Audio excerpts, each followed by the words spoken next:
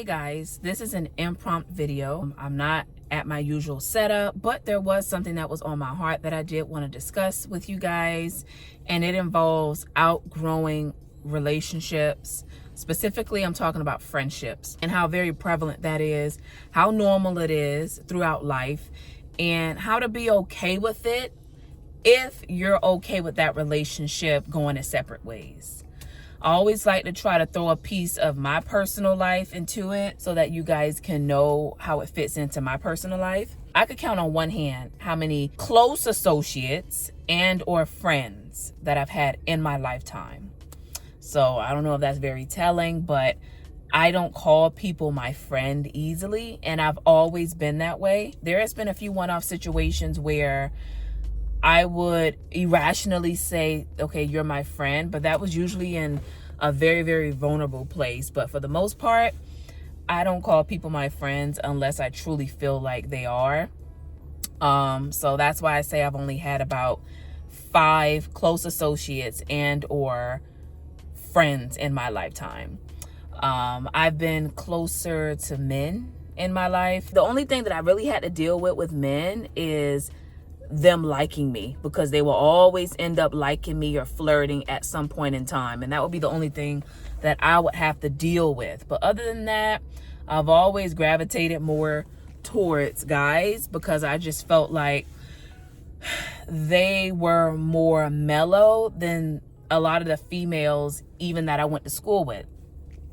The females that I went to school with, a lot of them, most of them I would say, were very catty, drama, a lot of emotions, right? Because we're all human beings. We all have emotions, but if you're a woman, you know what I mean. Like, we just got this extra amount of estrogen and just, progesterone and all that stuff. So we don't have enough testosterone. I say all that to say I haven't had many female friends, so I can't give too many stories where I've been talked to crazy in a friendship and that friendship didn't end. And that's another thing about me. That's how I've always kind of been, like, ever since I can remember. If you talk to me crazy or you're on some dumb stuff or you're just doing something that's very taxing to my peace, I'm quick to walk away. I'm very quick to walk away. I don't give a whole lot of second chances in friendships. I can say that I probably tolerated more from men in my romantic relationship than I ever did in my friendships, which is what a lot of us do. We'll hold our friend girls, our girlfriends to the fire, but we won't hold our men to the same standards. But I don't do that no more. But needless to say, I just didn't put up with a lot of disrespect at all in friendships. If there was disrespect, I acknowledge it, I take heed to it, and if I feel like it's not worth fighting for, I would just leave. So yeah, I just say all that to say, in life, nothing is permanent. Nothing is permanent. Not even us as humans. We're gonna expire one day. Hopefully it's not until we're 90 or 100 years old, right? And peacefully, nothing tragic, but we're all going to expire. We're all on borrowed time, and that includes friendships. There's some friendships that are meant to last 30 years, 40 years, and then there's some friendships that's only meant to last a month. Like, it's just seasons. And I would say just be okay with that. Be okay with that, but I would always say, if you feel like that relationship is worth fighting for, fight for it. Have a talk. I know a lot of people don't like to have talks, uncomfortable talks, that is. I know I'm one of them. It's not pleasurable or desirable for me. But if you feel like that is what you want to fight for, then you're going to have those talks and, laugh it off or whatever, have a drink or two. Yeah. But if you feel like that kind of relationship isn't something worth fighting for, then let it go. I've done that. I had a really, really, really close associate that we were actually trying to become friends. I do believe I even said that I was like, okay, like, you're my friend.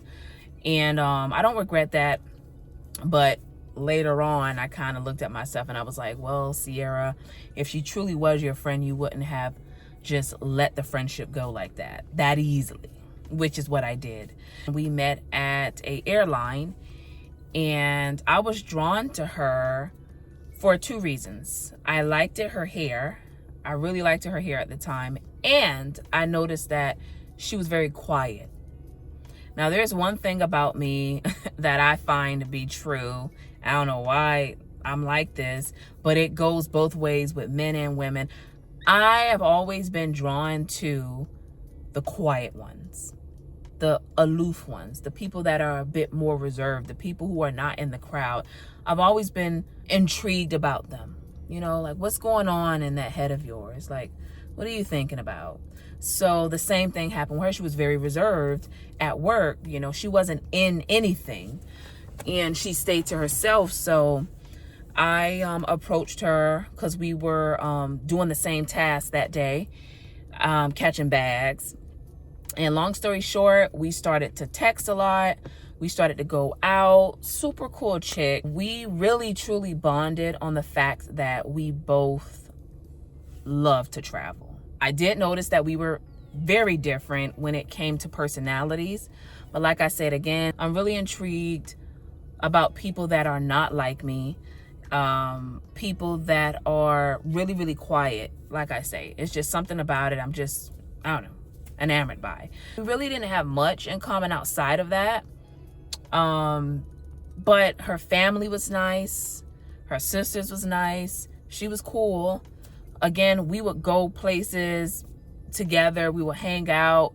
I remember I spent my 25th birthday with her in Aruba. That was my first time ever going to Aruba and ever going to a Dutch island. I never even heard of a Dutch island, but that's Aruba, tiny island. Yeah, we shared a lot of good moments. She was there for me when I was going through, I would say, a situationship. That's a whole nother story. A situationship that I was in at the airlines with a particular guy, and she was really just there for me. I would really say what ended that relationship was that the foundation wasn't solid. Remember how I said earlier how we really didn't have a lot in common outside of loving to travel? I guess at that point in time in my life, I started to pick up on, I would call it irritating traits. It seemed like she was combative. That's the best word. I didn't have the words at the time, but she actually completed the sentence for me. She was like, combative? And I'm like, yeah, there we go. For instance, if she would say, hey, do you want to go up the street here? And I would simply say, no, I don't want to go. She'll be like, why? Why don't you want to go? Like, but what are you doing though? And she'll keep pushing the issue.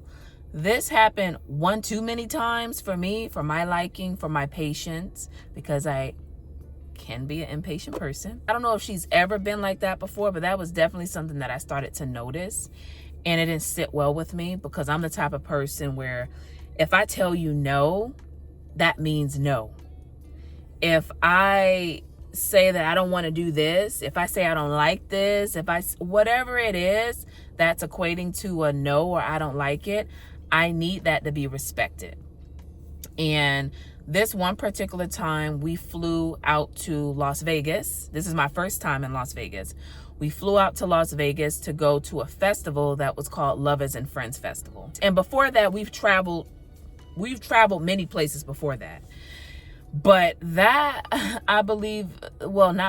that was what really ended our friendship as we know it, or association as we know it. Because like I say again, I don't end friendships that easily if I truly deem it as such. And that's just something I had to think about. But we went out there and she purchased a hotel.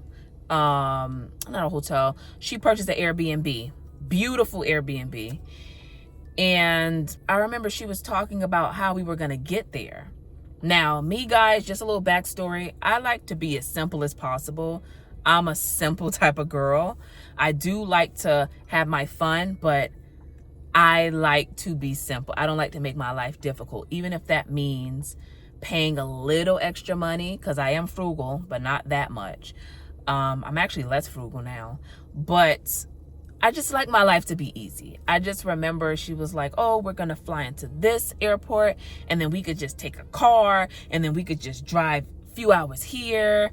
And then I'm like, okay. I remember I was thinking, oh my God, like, can we just simplify this? That's what I was thinking in my head. But I still went with it. At that time, I didn't have any money. And as a matter of fact, the only reason why I was in Las Vegas was because the people she was initially going with flaked out. Something happened, they flaked out, they didn't go. So that's why she called me and asked me, do I want to go, because the ticket was already paid. Fine. I said, okay, I'll go. But listen, I don't have any money. I don't have any money. And she said, that's fine. So her dad, super cool dude, he paid for my ticket and everything. And everything was being paid for. And I'm not going to lie, although I did tell her I didn't have any money, I'm the type of girl, like, I feel uncomfortable, like, taking handouts, and I know I didn't put in on anything. We did talk about splitting some type of bill, but whatever the case was, I don't know what the situation was with me, but I wasn't financially ready. I only went because she needed a body there, to be fair. She needed a body there, or wanted. She couldn't get a refund on the ticket or whatever. Needless to say, the Airbnb was beautiful. The Airbnb host, she was actually living there. She was super duper nice. The combativeness came out of her again. She likes to challenge. And this is how I took it. This is how I still take it. She liked to challenge what you say. I don't know if she's always been this way and it just kind of flew over my head because we were too busy jet selling, or if I truly started to pay attention. But be that as it may, I paid attention. And at that point in time, I was just at my wit's end with it. And I remember when we were outside, because the festival is based outside. It was hot and everything. But I remember outside, I remember she did it again. It was something that I said that I didn't want to do. And she kept trying to challenge me. She literally kept trying to challenge me. I'm like, I got very irritated. I'm sure I mouthed off. I said something slick. And then that's when I said to her, I said, I need to talk to you when we get back to the house. I guess that didn't sit well with her because, you know, anxiety, I'm going to assume like anxiety, like you're not trying to be worrying like, okay, so she was trying to push the issue like, no, tell me now. And I was like, no, I'll tell you later. And she's like, no, tell me now. Like, why don't you tell me now? Like, she's saying it respectful. So I did ease her mind. I told her a little bit. I said, I just feel like you're a little bit too challenging. You like to challenge everything that I say. And it's very irritating. Like, if I say no, it means no. If I say I don't like this, it means I don't like this. I don't need somebody keep challenging me on what it is that's coming out of my mouth. I said that in so many words. And I remember I gave her the silent treatment because when I'm irritated, to not spaz out, I just keep quiet. And then you got to understand, on top of that, I'm on her dime. I got here through her dad because her dad paid for the flight. The Airbnb I'm staying in, she paid for. The car rental, we didn't have a car rental. We stayed so close that we could walk to the festival. But the point that I'm making is, I only had money for food for me. That's it. So the last thing, I'm trying to play it safe. I'm like, listen, don't be spazzing out because you don't know her that well to know that she might kick you out, or she might, this is the reality, guys. I did not know her that well. I didn't know her for like 10 years to know that, hey, this isn't her character. For all I know, I could have said something she didn't like and she could have said, okay, you can get out of the Airbnb and find your way back home. And I just remember when we got back to the Airbnb, one of the first things we did was sit down, and it was an uncomfortable situation for me because, like I said, like, I don't like having uncomfortable talks, but I felt like it was necessary. And I remember when I was trying to explain it to her, it was almost in a challenging way as well too, with her like, oh, well, why do you feel that way? But what did I do this? But what did I do that? And it's just like, in the real world, that may be very small and minuscule, but again, at this time, I felt like it was so many cases of this challenging combativeness going on towards me that I was just like, F it. I'm gonna be honest with y'all. And it's one of those situations that I was like, Sierra, is this relationship even worth fighting for? And I remember when I was talking to her, I was thinking that in my head. And I remember when we left that table, because I think we were having breakfast. When we left that table, after we got through talking, she continued to do it. She was just nagging. It was almost like a nag. Honestly, it was like nagging. I don't know where that came from. It was nagging or challenging. And I'm in my back of my mind, I'm like, we just talked about this and you're still doing it. So at that point, I didn't tell her this, but at that point, I knew that that would be our last trip together. I knew that would be our last trip together. And I felt like she knew the same thing, because when we got back home to Florida, we didn't talk. I didn't call her. She didn't call me. There was one time that she called me. I don't remember if I picked up or not. I probably didn't, because like I said, like when I check out, I check out. Ooh. And that was the end of it. And this was either 2022 or this was 2022. This is 2022. And we haven't spoken since. But I do wish her all the best. It's no love lost. It's not like she disrespected me. In all honesty, I just feel like it was a relationship that ran its course. And it doesn't mean that we won't rekindle anything in the future. Maybe that time in my life I was just very irritable. I don't know. But my feelings were valid, and they still are. I just feel like those type of ways that was coming out of her that I've never seen before, it was a bit irritating. And like I said, when you don't grow up with somebody, when you don't go through significant, unfortunately, like trauma or any life-altering milestones, you don't really build that true friendship.